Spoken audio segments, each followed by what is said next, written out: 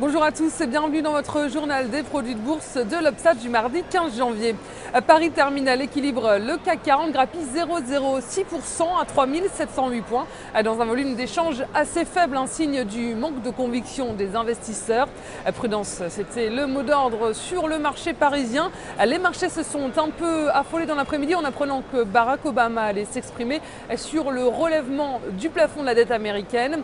Il s'attendait comme les autres places mondiales le discours du président de la Fed sur la politique monétaire, Ben Bernanke, devait s'exprimer sur le sujet juste après la clôture de Wall Street.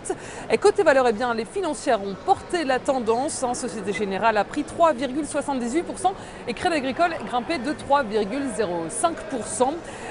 Outre-Atlantique, Wall Street clôture en demi-teinte. Les investisseurs sont restés sur leur garde alors que les publications financières trimestrielles vont se multiplier ces prochains jours.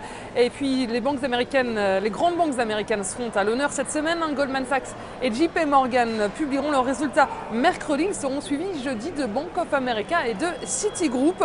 Et en l'absence d'indicateurs économiques majeurs aux États-Unis, les investisseurs se sont tournés vers la Banque centrale américaine. Le temps fort de la semaine, c'était l'intervention hier du président de la Fed, Ben Bernanke, sur la politique monétaire des États-Unis et la reprise de l'économie mondiale. Les investisseurs gardent en tête malgré tout les négociations difficiles entre républicains et démocrates sur le budget américain, alors que beaucoup de questions restent en suspens sur le sujet. Et puis côté valeur, Apple a pesé sur les marchés. Le Nasdaq a pâti du recul de l'action qui perdait plus de 3% après être brièvement passé sous le seuil des $500. Les investisseurs s'inquiètent de la demande pour l'iPhone 5 puisque le groupe aurait presque diminué de moitié ses commandes de composants à cause d'une demande insuffisante. Et Facebook perdait 1,76%. Le spécialiste des réseaux sociaux organise aujourd'hui une conférence de presse sur un sujet encore inconnu et les spéculateurs, les opérateurs spéculent sur une éventuelle nouveauté.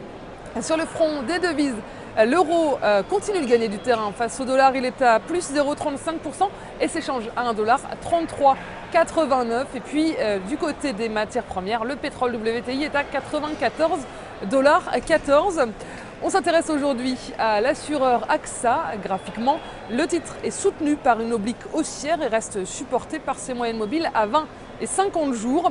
Le RSI journalier évolue au-dessus d'une oblique ascendante. Et tant que le support à 12,60 € n'est pas enfoncé, le biais est haussier vers 14,10 € et 14,80 €. La stratégie qui vous est proposée pour jouer cette valeur, c'est l'achat du Warrant Call AXA à 3165 têtes Unicredit au prix d'exercice de 15 € et d'échéance au 6 septembre 2013. Voilà, c'est tout pour aujourd'hui. On se retrouve demain. Très bonne journée.